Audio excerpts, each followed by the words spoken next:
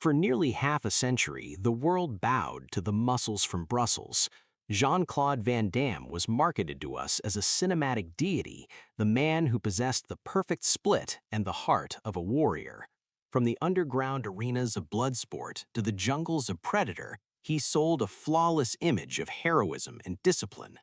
But standing in the shadows, watching every fake move, was Bolo Yeung. The beast from the East didn't see a hero, he saw a trembling fraud. After decades of silence, Bolo is finally opening his secret files to expose the cowardice, the addiction, and the dirty reality that festered behind Van Damme's Hollywood smile. Before we crack open the classified file containing the 30 dark truths that destroyed his career, we must first understand the sheer scale of the damage. Van Damme didn't just hurt himself, he was a wrecking ball that smashed through the lives of everyone around him. His ego was so toxic that it declared war on the biggest names in the industry. To understand the why, we must look at the who. Here are the 3 biggest Hollywood titans who fell victim to Van Damme's madness. Steven Seagal, the cowardly challenge at Stallone's villa. The feud between Jean-Claude Van Damme and Steven Seagal is the stuff of Hollywood legend, but Bolo Yeung reveals that the popular version of the story hides a pathetic reality. The incident took place in 1997 at a star-studded party hosted by Sylvester Stallone in Miami. For years, Seagal had been questioning Van Damme's legitimate fighting credentials, implying that the Belgian was merely a gymnast, not a fighter. On that night, fueled by a dangerous cocktail of insecurity and illegal substances, Van Damme snapped. He didn't approach Seagal like a martial artist, he approached him like a manic brawler. Witnesses described Van Damme screaming across the garden, demanding Seagal step outside to kick his ass. He spent hours stalking the garden, chest puffed out, waiting for a fight that Seagal simply refused to entertain. When Seagal quietly left the party to avoid the scene, Van Damme claimed victory, telling everyone that the Aikido master had run away in fear. However, the reality Bolo points out is far sadder. Seagal didn't leave because he was afraid of Van Damme's kick. He left because he didn't want to engage with a man who was clearly chemically unstable. It wasn't a victory for Van Damme, it was a public display of a man losing his mind. He wasn't a warrior challenging a rival, he was a drunk nuisance ruining a party, desperately trying to prove he was tough while shivering from withdrawal symptoms. Sylvester Stallone. The betrayal of a benefactor.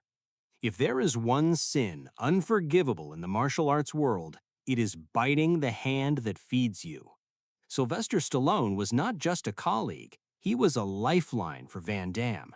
When Van Damme's career had nosedived into the direct-to-DVD garbage bin in the mid-2000s, it was Stallone who reached out with a golden ticket. He personally called Van Damme to offer him a role in The Expendables, a franchise designed to celebrate action legends.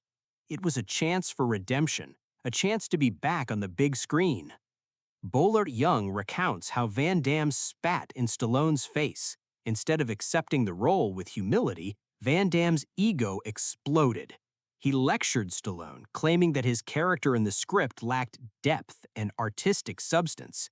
He demanded changes to the script to make himself the center of attention. Here was a man whose career was on life support, lecturing the creator of Rocky and Rambo about character development. Stallone was reportedly stunned by the arrogance. He rescinded the offer, and Van Damme was left out in the cold while the rest of his peers enjoyed a massive box office hit. Bolo views this as the ultimate proof of Van Damme's delusion. He burned a bridge with the most powerful man in action cinema simply because his ego couldn't handle being part of a team. He eventually crawled back for the sequel, but the damage to his reputation was permanent. He proved to the industry that he was not only difficult to work with, but completely ungrateful. Arnold Schwarzenegger. The sick obsession. While Seagal was a rival and Stallone was a mentor, Arnold Schwarzenegger was Van Damme's obsession. Bolo Yeung observed that Van Damme harbored a deep pathological jealousy toward the Austrian oak. Van Damme couldn't stand that Arnold was bigger, wealthier, and more beloved. This jealousy manifested in bizarre, petty behaviors. During the golden era of Planet Hollywood, where the stars were supposed to be partners, Van Damme would constantly try to outpose Arnold in photos. He would make snide comments to reporters about Arnold's stiffness, claiming that big muscles were useless without flexibility. He tried to frame the narrative that while Arnold was a bodybuilder, he was the real athlete. But behind the scenes, Bolo saw a man tormented by inferiority. Van Damme would obsess over his arm size compared to Arnold's, asking his trainers if he looked small. He would wear tight shirts and demand specific lighting to try and match Arnold's presence. It was never a healthy competition. It was a one-sided sickness. Arnold, for his part, largely ignored him, treating Van Damme like an annoying little brother. This indifference only fueled Van Damme's rage. He wanted to be the king, but as long as Arnold stood tall, Van Damme knew he would always be the jester. This envy ate him alive, distracting him from his own training and contributing to his spiral into addiction. The stories of Seagal, Stallone, and Schwarzenegger were just the tremors before the earthquake. The real devastation lies beneath the surface. What you are about to hear are the classified details that the studios paid millions to hide. Before we unlock this vault of corruption, please make sure to subscribe to the channel and hit that like button to support our mission. Now, the file is officially open. The 30 darkest sins Van Damme wanted buried forever. The soulless copycat. Bolo Yeung asserts that Van Damme's entire persona was a hollow theft. He studied the tapes of Bruce Lee not to learn the philosophy of Jeet Kune Do, but to mimic the mannerisms. Every scream, every flex, and every stare was a rehearsed plagiarism of the dragon. He wore the skin of a legend, but inside there was nothing but ego. He was a parrot mimicking a master, hoping the audience wouldn't notice the lack of spirit. The terror of sparring. For a man who claimed to be a world champion, Van Damme possessed a crippling fear of actual combat. Bolo reveals that during the filming of Bloodsport, he offered multiple times to spar lightly to build choreography rhythm. Van Damme refused every single time, citing vague injuries or fatigue. The truth was visible in his eyes. He knew that without a script to protect him, the beast from the East would expose his amateur skills in seconds. The stunt double sham. While the marketing posters screamed that Van Damme did all his own stunts, the call sheets told a different story. Bolo witnessed that for any fall higher than a few feet or any impact that carried real risk, Van Damme would retreat to his chair. A legion of nameless stuntmen broke their bones to make him look invincible, only for him to take the credit on the talk shows. The Napoleon complex. Van Damme was obsessed with his height, or rather the lack of it. He terrorized the camera crews with demands for hero angles. He insisted that cameras be placed low to the ground to make him appear towering. Worse, he often wore lifts in his boots and would throw tantrums if a co-star appeared taller than him in a frame, demanding they walk in ditches or take off their shoes. The tears of a fake warrior. Bolo witnessed the most humiliating moment of Van Damme's life on set. During a rehearsal, a stuntman accidentally grazed Van Damme's nose. Instead of brushing it off like a fighter, Van Damme broke down in tears. He wept openly, holding his face and screaming for ice, stopping production for hours. It was the reaction of a spoiled child, not a hardened martial artist. The stamina of a smoker. The dynamic kicks seen on screen were the result of movie magic, not athletic conditioning. Bolo reveals that Van Damme had terrible cardiovascular endurance. He could not perform a long fight sequence without gasping for air. Directors had to cut the action every few seconds to allow him to catch his breath, destroying the flow of the fight for everyone else. The ballet dancer. To the untrained eye, his spinning kicks were beautiful. To a master like Bolo, they were useless ballet. Van Damme prioritized aesthetics over effectiveness. His techniques left him wide open and off balance. Bolo notes that in a real street fight, Van Damme's flashy, high-flying style would have gotten him knocked out by a brawler with basic boxing skills. Sabotaging the spotlight. Van Damme could not stand anyone else shining. Bolo noticed that whatever the camera was focused on another actor's dialogue or reaction, Van Damme would deliberately try to ruin the take. He would make distracting movements, block the light, or accidentally cough, forcing the director to cut and refocus the scene back onto him. The zero pain threshold. A martial artist conditions their body to absorb impact. Van Damme treated his body like glass. A simple bruise or a muscle cramp was treated as a medical emergency. He would demand massages and medical attention for minor bumps that real stuntmen ignored daily. This fragility slowed down production and disgusted the crew. The fabricated record. The legend of his undefeated fighting record in Europe is, according to Bolo, largely a myth fabricated by magazines. Many of his so-called victories were against unknown opponents in semi-contact tournaments that were barely above amateur level. He padded his resume with lies to sell tickets, creating a champion out of thin air. The $10,000 habit. Now we enter the realm of chemical destruction. Bolo reveals that at his peak, Van Damme was spending upwards of $10,000 a week on cocaine.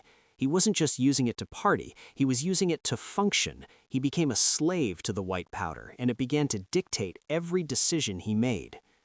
The chemical sweat. In the final scenes of his movies, you often see Van Damme drenched in sweat. Fans thought it was the intensity of the fight. Bolo reveals it was the body's reaction to withdrawal and toxicity. He was sweating out the chemicals, shaking internally, his body rejecting the poison he had ingested the night before. The vanishing act. The crew gave him a nickname, the Ghost. Van Damme would disappear from the set for hours at a time. He would lock himself in his luxury trailer, refusing to come out. While hundreds of extras waited in the heat, Van Damme was inside, refueling his addiction, completely indifferent to the time and money he was wasting. The bipolar tyrant. The drugs fractured his mind. Bolo describes terrifying mood swings. 1 minute, Van Damme would be hugging you and proclaiming his love. 10 minutes later, he would be screaming in a rage, smashing props and threatening to fire everyone. The cast walked on eggshells, never knowing which version of Van Damme would walk out of the trailer. The paranoia of a junkie. As the addiction deepened, so did the fear. Van Damme became convinced that people were plotting against him. He believed the studio was bugging his trailer. He thought the caterers were poisoning his food. Bolo watched a man being eaten alive by the demons in his own head, fighting imaginary enemies while ignoring his real friends. The rotting physique. The muscles from Brussels began to decay. Bolo noticed that Van Damme's natural muscle density was vanishing.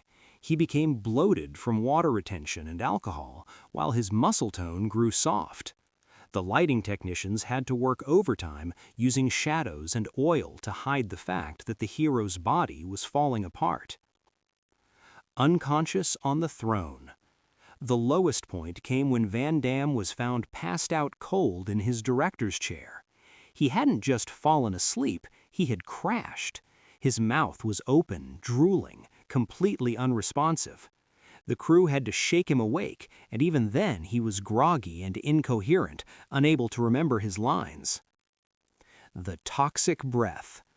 Romance scenes were a nightmare for actresses. Bolo heard the complaints of female co-stars who dreaded kissing scenes. Van Damme's breath reeked of stale alcohol, cigarettes, and chemical residue. He didn't care enough to practice basic hygiene, forcing his partners to endure the stench of his addiction up close. The lethal driver. Van Damme's recklessness extended beyond his own body. He was known to drive his sports cars around the studio lot while high. Bolo recalls terrifying incidents where Van Damme nearly ran over crew members, laughing maniacally behind the wheel, treating real lives like obstacles in a video game. The thief of time. Time is money in Hollywood, and Van Damme stole millions. His chronic lateness became legendary. He would arrive on set after the sun had already set, forcing the crew to work double shifts into the early morning. He showed zero respect for the families of the workers he was keeping away from home. The bully of extras. Bolo Yeung despises bullies, and Van Damme was the worst kind. Because he was afraid to fight real fighters, Van Damme took out his aggression on the extras. During fight scenes with nameless henchmen, he would use full contact, kicking them in the face for real. He knew they needed the paycheck and wouldn't hit back. The dental destroyer. It wasn't just bruises. Van Damme was responsible for chipping teeth and breaking noses of stuntmen. In one instance, after kicking a stuntman in the mouth, Van Damme didn't apologize or check on him. He simply walked away to check his hair in the mirror. To Bolo, this lack of empathy was the mark of a sociopath. The eye contact rule. His ego grew so fragile that he instituted insane rules. He demanded that low-level crew members, grips, assistants, drivers, were not allowed to make eye contact with him. If someone looked him in the eye, he would demand they be fired for disrespect. He wanted to be treated like a god among mortals. The predator. Bolo noted a disturbing pattern in how Van Damme treated women on set. He used his power to pressure young assistants and actresses. His behavior was predatory, creating a hostile environment where women felt unsafe being alone in a room with him. He viewed them as accessories to his fame, not as colleagues. The ungrateful traitor, Van Damme, climbed the ladder and then kicked it down. He turned his back on the directors and agents who discovered him sleeping in cars. When they asked for help or acknowledgement later in his career, he pretended not to know them. He erased his past to protect his ego, betraying the very people who built him. The no-show king. Promoters and fans were often left heartbroken.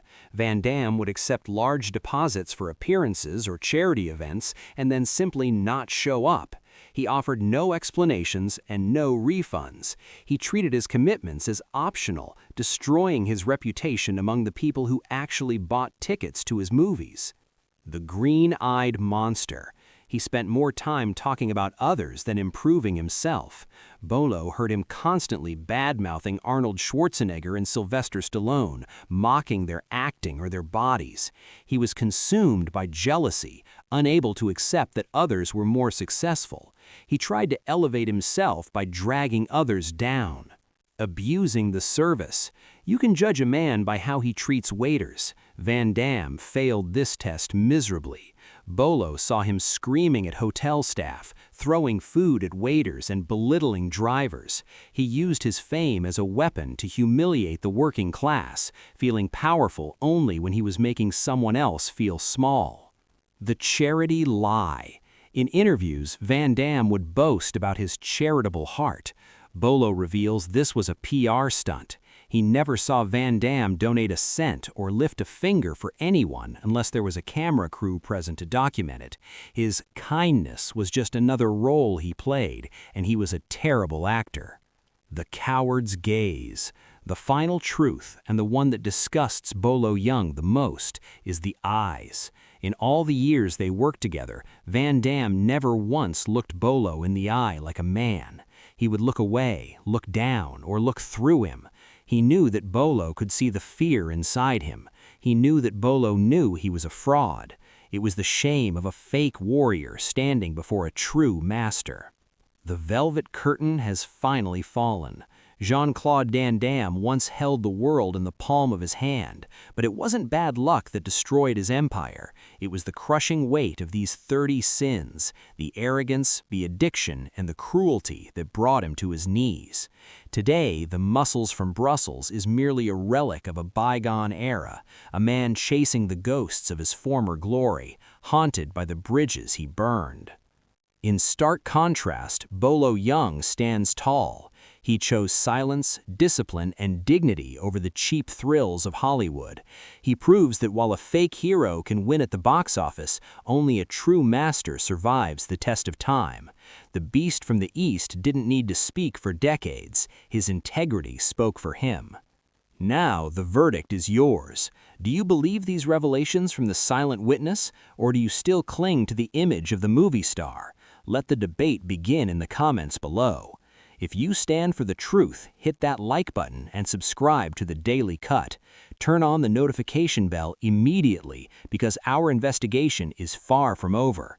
In the next episode, we are hunting down a target even more delusional and dangerous than Van Damme. We are opening the classified file on Steven Seagal. You have been warned.